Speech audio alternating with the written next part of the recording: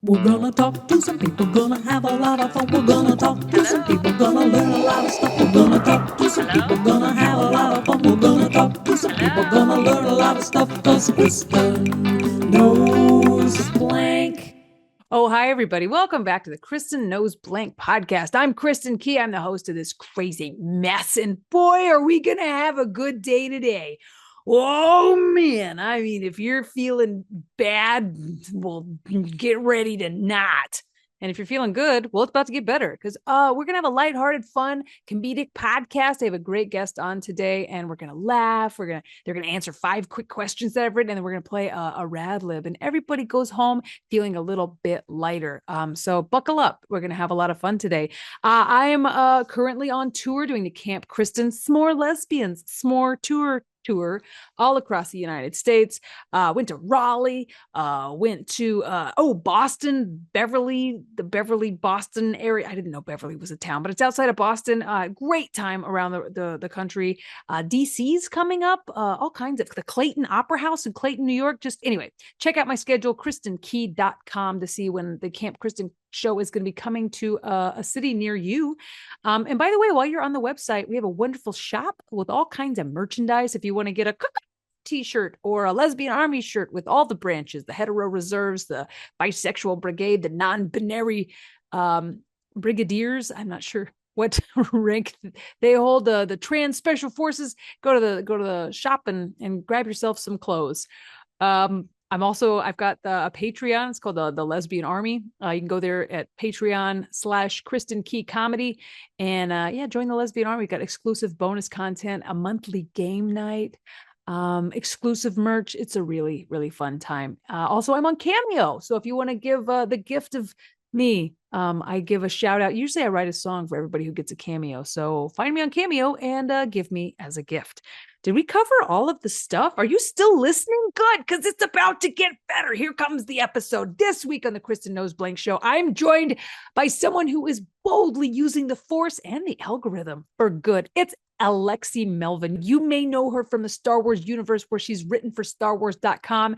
She's contributed to the ever-expanding canon of queer and thoughtful storytelling. But lately, Alexi's been making waves right here on Earth with her social media content that focuses largely on queer panic. If you're on lesbian internet, like lesbian TikTok, lesbian Instagram, you've seen one of her videos. It's typically a wonderful queer panic reaction. Now she has a podcast talking all things Sapphic panic. So, hey, computer lady, play that interview with Alexi Melvin.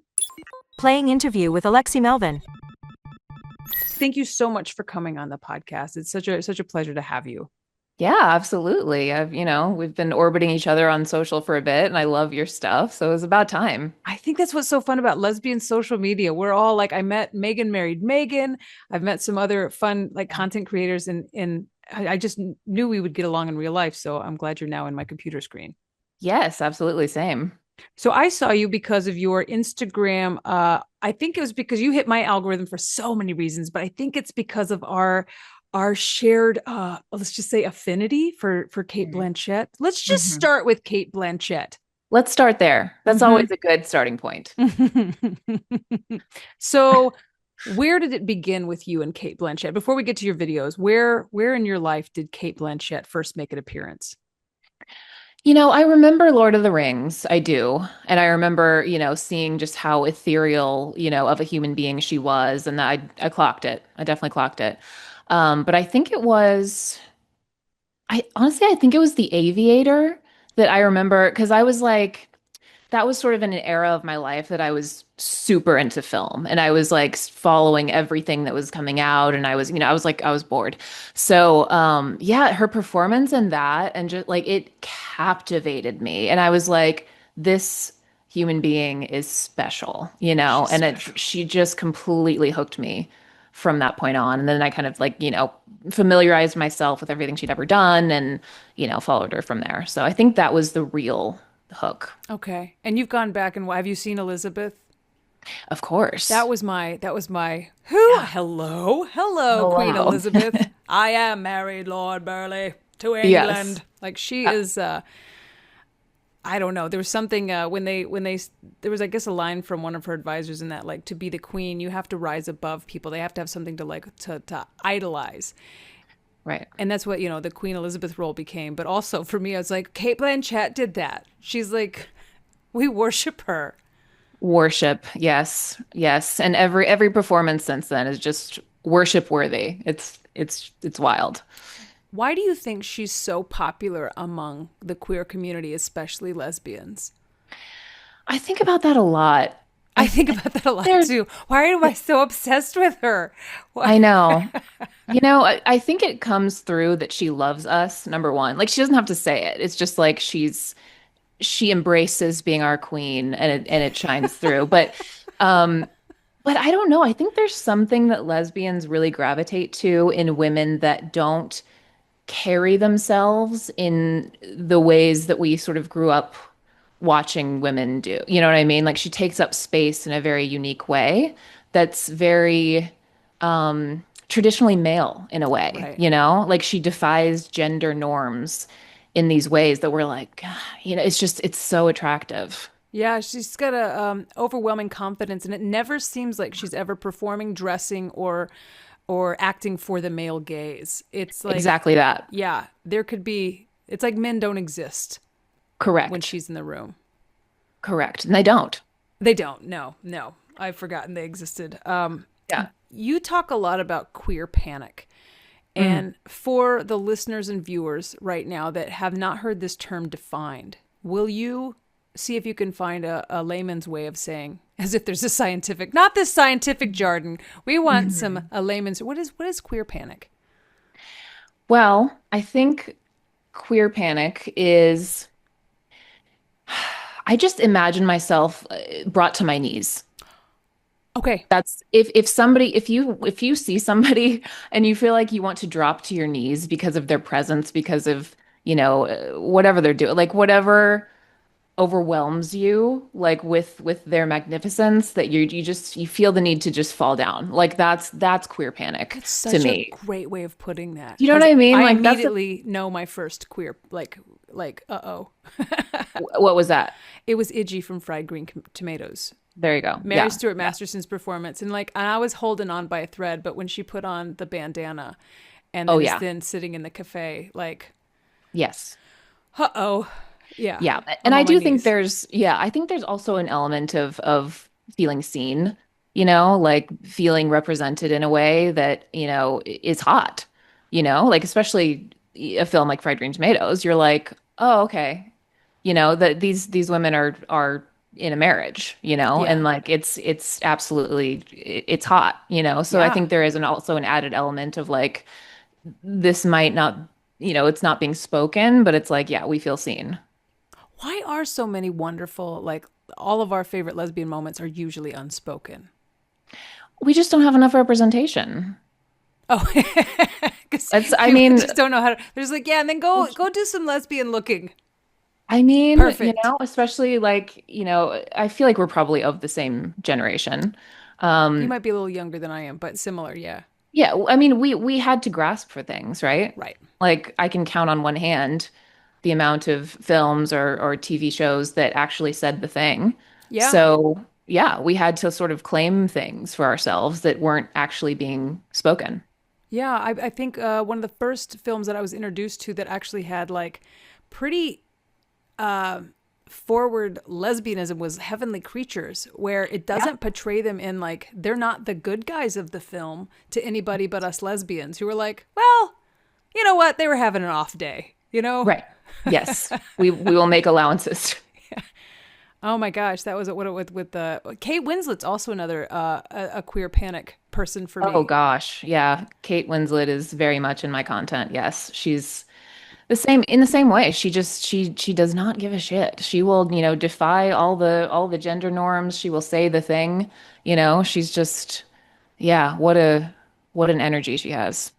When I found out in Ammonite, when she had these fantastic love scenes with Saoirse Ronan, and I found Yes. out that her and Saoirse choreographed them themselves, Yes. that was an on my knees moment in I know. itself. I know. Fuck. And it was for Saoirse's birthday. Did you hear that part? I did not. Happy birthday to all of us. Exactly. It was for her birthday.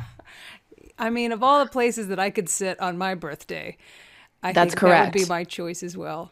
Yeah, and Cate was like, literally, I think said happy birthday. Here's what we're gonna do. Wow. What choices they made though in that choreography. Yeah. I mean, as an older lesbian, I don't even have words for it. It was just, yeah. I appreciate the attention to authenticity. Sure. Yeah. Yeah. Yeah. I liked the moment when they were laying in bed together and she keeps having her repeat the same limerick. Right. I need to watch that again. It's been a minute. And also there's no shame at all if you've seen the entire movie once and the same other two scenes multiple times. That sounds right. Because I travel as well. I have some more questions. So actually, how was your coming out? How'd it go? Did you have was it tough? Was it easy? How was it for you? It was fun. I didn't really have like a coming out per se. I saw Moulin Rouge in theaters. That was, I mean, that's all I really have to say. Oh, you brought honor to us all. Congratulations. Yeah. And then I came home I was 13. I came home from seeing it and I was like, I just told my mom, I was like, I think I have a thing for Nicole Kidman that feels like a thing. I feel, I would like to kiss that woman, Well, okay, so I want to go. Which Nicole Kidman moment was your moment of queer panic? In that film. It was the whole thing. I mean, just the second she comes down from that swing. Yeah. I mean, she's Oh my God. You said Moulin Rouge and I heard you say Mulan. I was like Moulin Rouge. Oh, well, listen. I mean, we can talk about Mulan too. No, this makes way more sense though, and I apologize to everyone listening because I'm so stupid. No, not at all. Oh my God, Moulin Rouge! I slept with one of my best friend's girlfriends over that movie. That's such a romantic movie. Well, yeah, we didn't mean to. We just happened to be like I'm sober now. We were smoking pot on the couch watching Moulin Rouge in the room together with no one else around. What are you gonna do? I mean, it's a sexy film. It's romantic. It's, and I think she is hot in that movie too. She's so hot. And similar to films like, I don't know, The Mummy, right? Where there's sort of like bi-panic films. Yeah. It was helpful because I would look at, Ewan McGregor and be like, oh, that's a really pretty man. That's a lesbian. Correct. Yes. So I'm watching the film and I'm like, oh, I can recognize that he's attractive, but I want to be him. Like that's how I identify. I want to be him and I want her. So it was this whole journey, Do you ever turn on this song in your car and then sing both parts? Oh, yes. And then you rewind it and have to sing the other one, and then rewind it and have to sing the other one again. I did that many, many, many times in my life. Yes. Yeah, absolutely. We're living parallel lives. What a great gay awakening movie. Yeah. So that was kind of my coming out, and it was just to my mother. And then I grew up in Scottsdale, Arizona. Like my high school, there were really no gay people. Yeah. So I didn't really have the opportunity to really explore it in the way that I, of course, wanted to. But, my friends knew. I certainly wasn't hiding anything. But there was just I didn't really have the opportunity to be gay. I knew what I was attracted to. But yeah, it wasn't until like I left Arizona and went to New York that I actually started, okay, now I can start dating and things like that. But yeah. Wow. Get to experience life as a real gay. I'm a real boy now, not a little wooden boy. Exactly. So you have a podcast where you talk about queer panic. I do. Sapphic Panic. Yeah. Yeah, Sapphic Panic. It did. It just launched. I've had three guests, 4 episodes. Yeah, it's going well. I mean, I really want to sort of, I hope it evolves to the place where I can like have many of these women that I talk about, on my podcast and get their sort of take on what it's like to be so beloved in this community, whether they're a part of it or not. Like I would love to hear from Cate Blanchett. What is it like? What is it like to hear from Cate Blanchett? I would love to be 1 degree away from you talking to Cate Blanchett about why she's so beloved by lesbians. Absolutely. That's the goal. That's That's the all. The whole goal. interview is just you asking over and over again. Thank you for answering that. Now, why else do you think the lesbians think you're great, Cate Why else? Blanchett? Yes. Because I can affirm anything. Yes.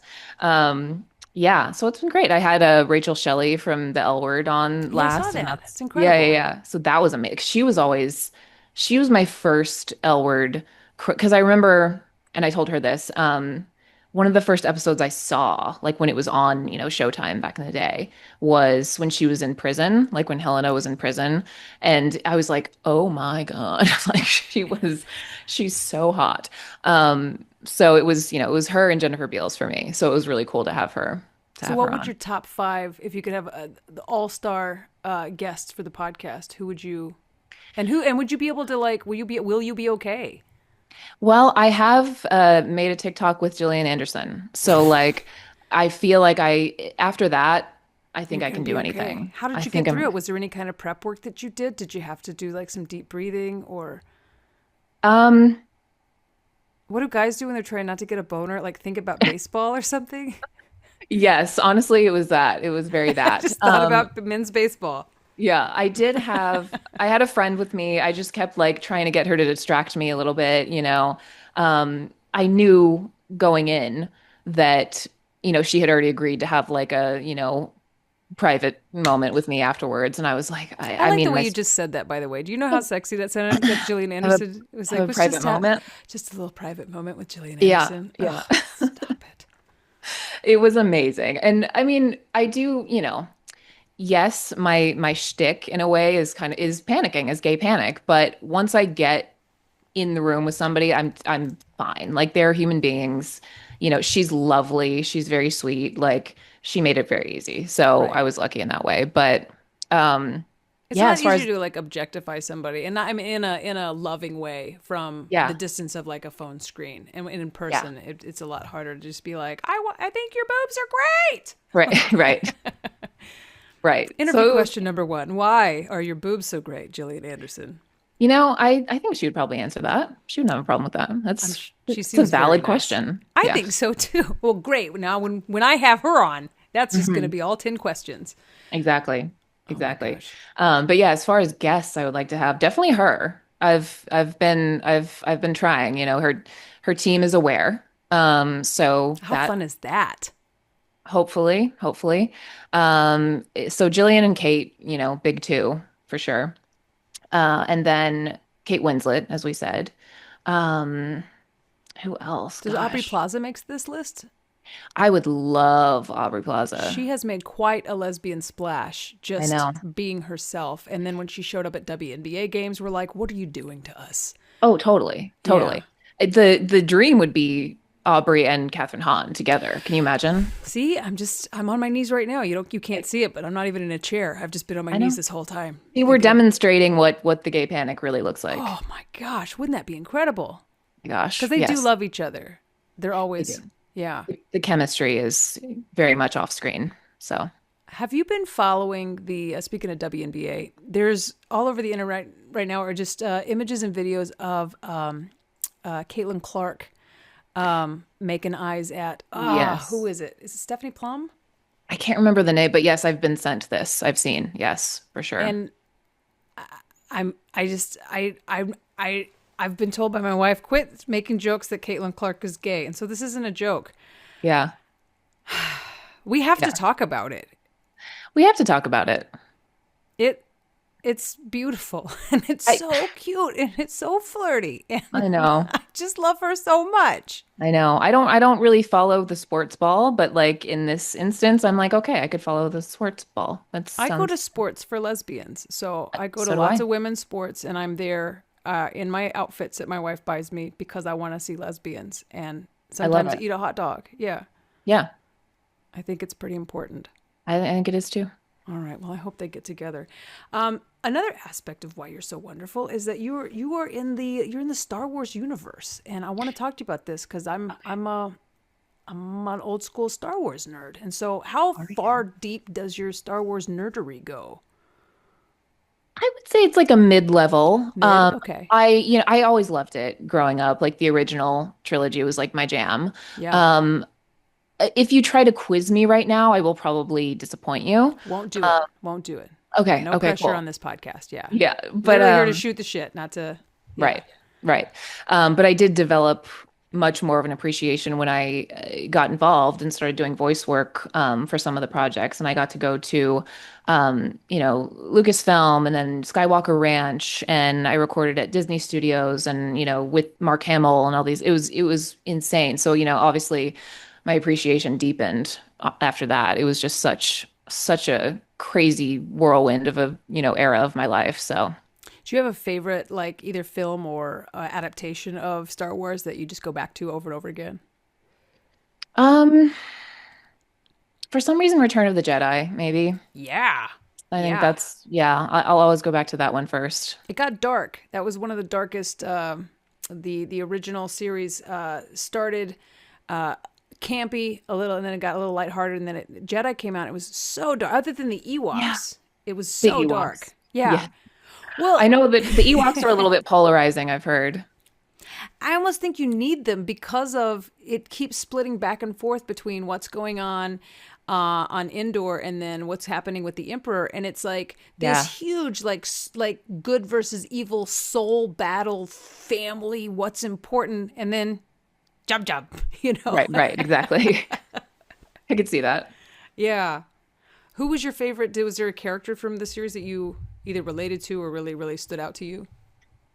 Um, I mean, I'm probably gonna sound really basic. I mean, Princess Leia is queen. Like, Not how do you get basic at better than all. how do you Yeah. get better than her? Like, and then I was actually my voice was in the last film that she was like in. Yeah. Um, so that was kind of crazy. It was like her and like, scenes with her and Laura Dern and stuff, and my voice Oh was my like in the God. background. Yeah, it was. Let's talk That about Laura was Dern for a second. We just have to talk about Laura Dern. I hoped you would say that. Yes, let's God, I talk about love Laura Laura Dern. Dern. Yeah, Jurassic Park in those khaki shorts. That God was damn it. that Yeah. was another, queer awakening moment that I go back to often and that people really relate to. Like I Yeah. love sort of posting these moments that people might have forgotten, but it's like, oh yeah, the khaki shorts or like It's about you didn't even realize what was happening. It's kind of like how I talk about church camp sometimes when I show and people go, "Oh my God!" I go back and look at church camp, and I'm like, "What was I feeling? Was it puberty? Was it yeah. horny for Jesus or whatever?" And when you go back to like these queer panic moments, as like I was 13, and why is this lady the standout thing I remember almost more than the dinosaurs? Oh, absolutely. No contest for me. Yeah. Yeah. And she was like 23 then or something crazy, which seems What? yeah, she was really They young. aged women up in all of the things that I grew up on. Yeah, they really Yeah. did. I know. Yeah. But so hot. I still get mad when Jeff Goldblum's flirting with her in the Jeep with the drop of water. I'm like, Uh-huh. let go of her. Let I it go. know. Stop it. Give us something. You have to leave something for the lesbians. Like she's ours. She's ours. She belongs to us. We will Yes. take good care of her. Always. So you're working with her in on a Star Wars project, or you were? Yeah, I did. Yeah, I it's did. It incredible. What's was she like? she's great. I mean, I saw her like briefly maybe in like a loop group situation or like I can't remember. There were a couple of like group sessions that I had to be in on, whether it be virtual or in person. And like Mark Hamill showed up to one and she was in one. And um, yeah, yeah, really cool. Oh, how wonderful! Yeah. How interesting! What a fun life you're living. I've done a lot of random stuff. That's for sure. I feel like I've lived like five different lives sometimes, but yeah, the interesting thing is that, my I don't know, being immersed in this sort of like queer panic, it has made sense in every area of my life. So the fact that I'm sort of doing this now, it's like, oh, okay. Like it all makes sense. It has all sort of led up to this. Yeah, and I think you're giving an entire new generation of lesbians like terminology for what we've all felt for so long. And you're Right. helping us understand like how to come to grips with easily confused feelings. Mm-hmm. For Yeah. young gays and old gays too. Oh, okay, that's what that is. Definitely. Yes. I do love that I have a good amount of my followers are women that have come out, fairly recently and they're in their, 30s, 40s, 50s, 60s, it's great. Um, I love hearing from women that are just they're realizing that it's never too late to follow the Sapphic joy, it's never too late. How did you, in the beginning, how did you find your footing in social media? Was it Yeah. just an honest reaction to a video that you had? Let's go back to the moment when Aubrey Plaza gets caught looking at Cate Blanchett's cleavage. Yes. One of my favorite moments ever in the history of Earth. That is Right. such a great moment. Right. Are you talking about the mutual like boob admiration thing I'm that talking was about the one where happening? they're in a no, this isn't it's not Aubrey Plaza. This is Kristen Stewart. Kristen Stewart. The Kristen Yeah. Stewart Cate Blanchett moment where Kristen Yeah. Stewart gets caught looking at Cate Blanchett's cleavage. Right. That moment. Yeah. Is that something that like you watched the video and they were like the world should probably see what happens to lesbians when things like this come across our feed? That's kind of exactly how it happened. Well, I should okay, rewind. I don't know if you remember the days of afterellen.com. Yeah. Okay. So I was involved with that and I did like video blogs, which were like, we were trying to TikTok before TikTok was TikTok essentially. Um, and so yeah, I was involved with that website and I would kind of like, so I've been involved with sort of the lesbian media for a while. Um, and then, whatever, there was like a hiatus and the pandemic and all these things. And during the pandemic is when I discovered TikTok and realized that there was a lesbian TikTok. It's wonderful. Right? I was like, oh my God, and then it's sort of being a creative, and an artist. It sort of it gave me this opportunity to create on my own terms that I really appreciated. But like, what's that going to look like? I didn't really know what my niche was going to be. I didn't know, what was going to hit. So, I would try different things. And I think in the beginning, I sort of, it was really just thirst traps. It was like, it was sort of like more mask leaning lesbians doing these thirst traps.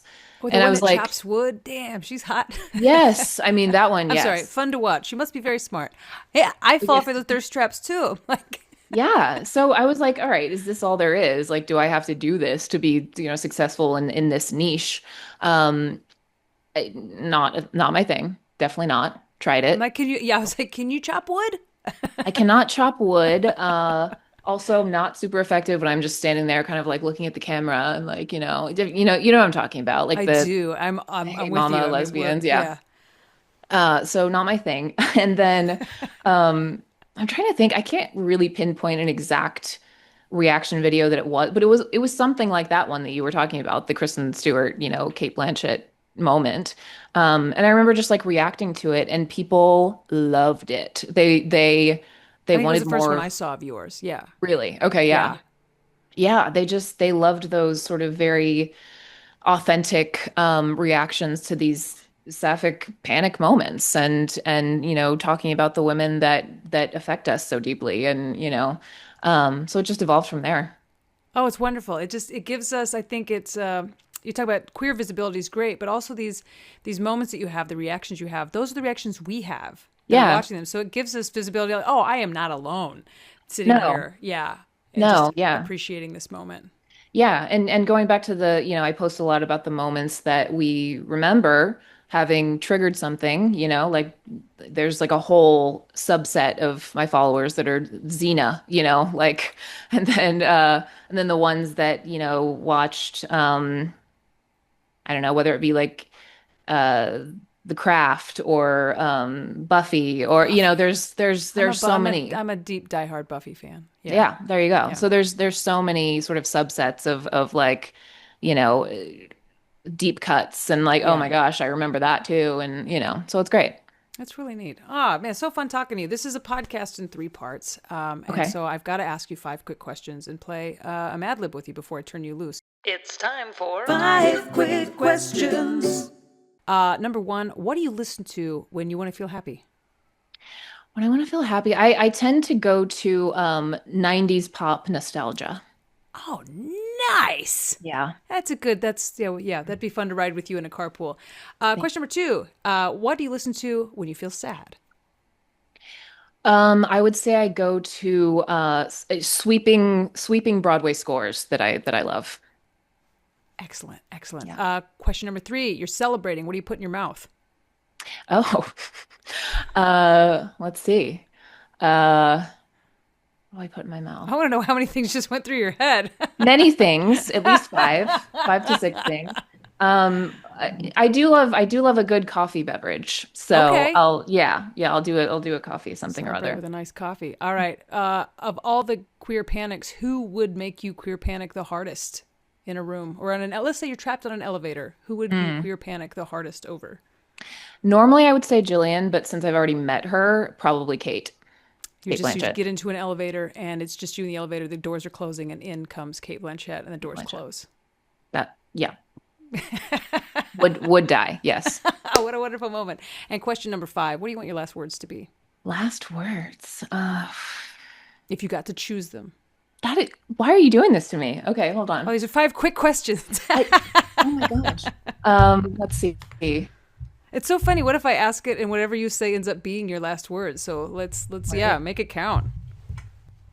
Maybe just something like I'm proud. I'm proud. The only thing that came into my mind was "Heyo." Like, Well, I I'm mean, proud is okay. much better. Yeah, Yeah, I like yours better actually. I'm proud. Like, yeah. I don't know. Like we all want to No, be it's a good. proud. It's like an ending movie, like a movie ending where people wonder what it meant forever. Yeah. Yeah. Why did she say that at the end? What is she so proud of? Anyway. Hopefully many things, you know what I mean?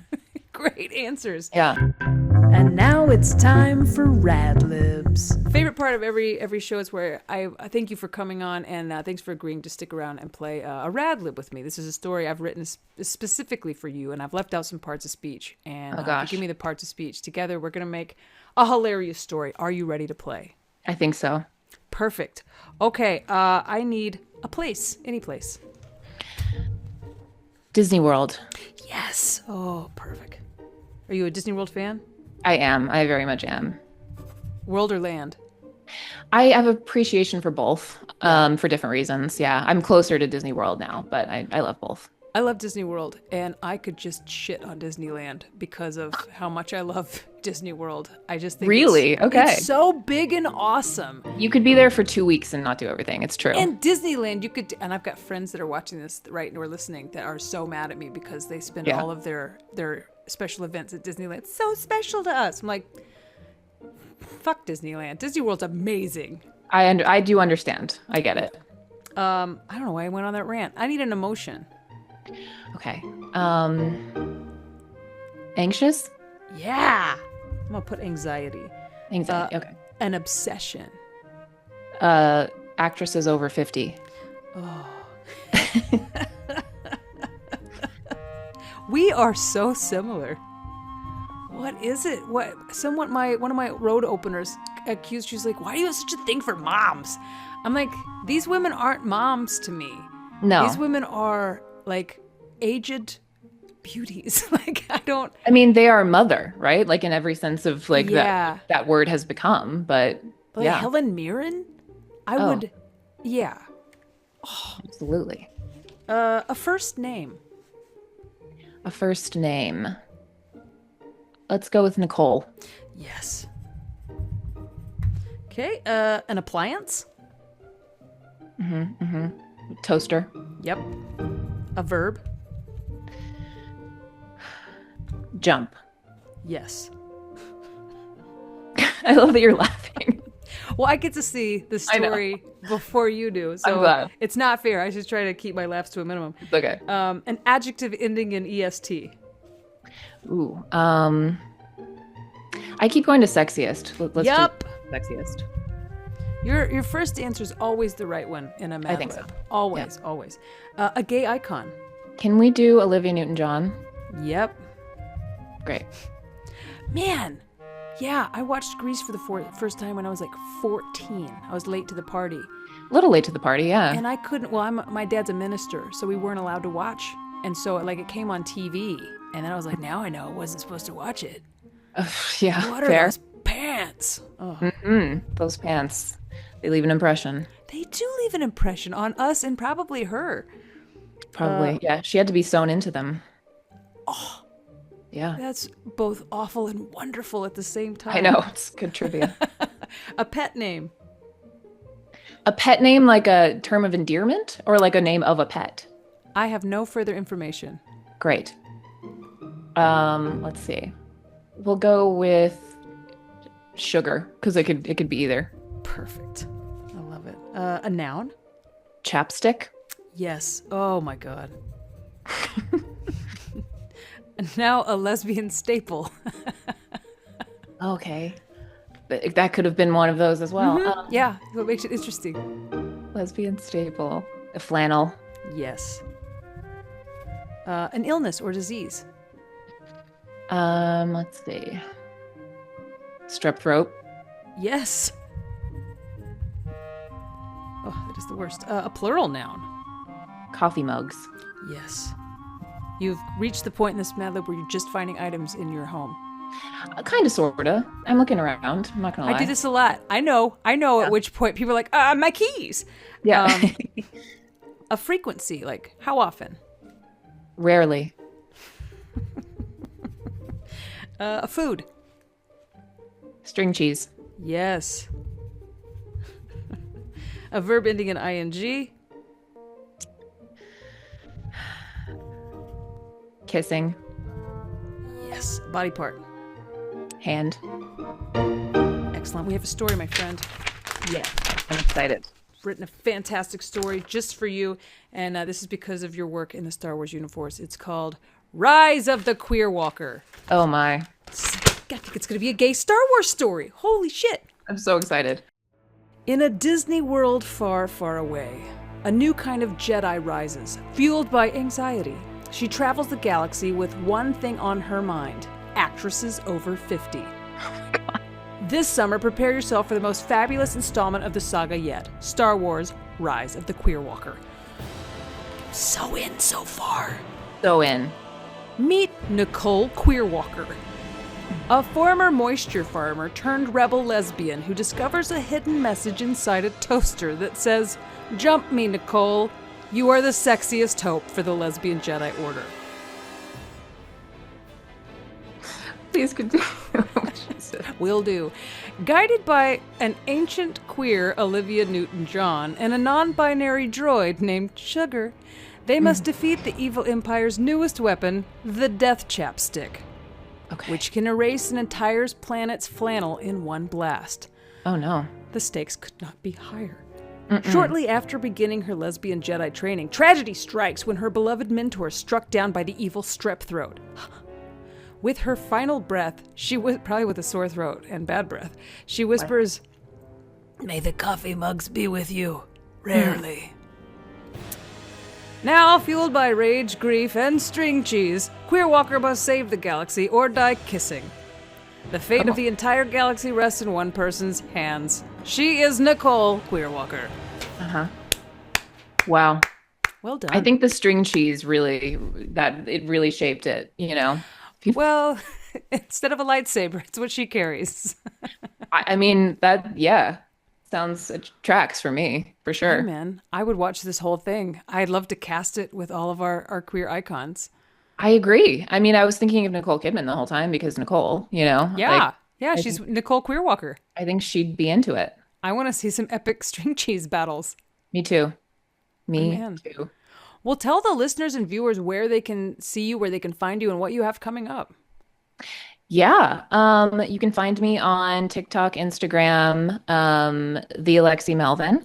And also my podcast is Sapphic Panic Podcast. You can find that on Instagram, TikTok, and YouTube. And yeah, definitely, follow my podcast journey. It's still early, but hopefully we'll have some fun guests that everybody will appreciate. And yeah, I'll be around. I'll continue to make my 50 plus, Sapphic icon content, and hopefully won't disappoint. You have an audience. I'm part of it. And so we will be watching and listening and manifesting your encounters via podcast with Cate Blanchett and Aubrey Plaza and all of the I need it. queer. Yeah. Oh. I need it. I need the Sapphic manifestation. Interview complete. Googling home remedies for Kate Winslet-inspired gay panic. Ooh, we call her computer lady, but she's lesbot because she's hella gay. Thank you so much to Alexi Melvin for coming on the podcast today. How fun was that? And thank you for listening or watching if you're on YouTube. That's what you do on YouTube. And if you're not watching right now, it's because you're listening. And if you want to watch, go to YouTube. And while you're there, subscribe. There's really, really fun stuff on YouTube. But thank you for being a part of this today. How fun was this? Keep coming back. We've got a lot of fun stuff coming up. If you want to see me live on tour, Camp Kristin is rolling into a city near you soon. So go to my website, kristinkey.com, and find out when and where I'll be playing, and hopefully I'll see you down the road. Join the Lesbian Army on Patreon at Kristin Key Comedy. Get a cameo from me. And I'm going to keep making this podcast with amazing people. We've got some great episodes coming up. And so until next time, goodbye. We're gonna talk to some people, gonna have a lot of fun. We're gonna talk to some people, gonna learn a lot of stuff. We're gonna talk to some people, gonna have a lot of fun. We're gonna talk to some people, gonna learn a lot of stuff. 'Cause Kristin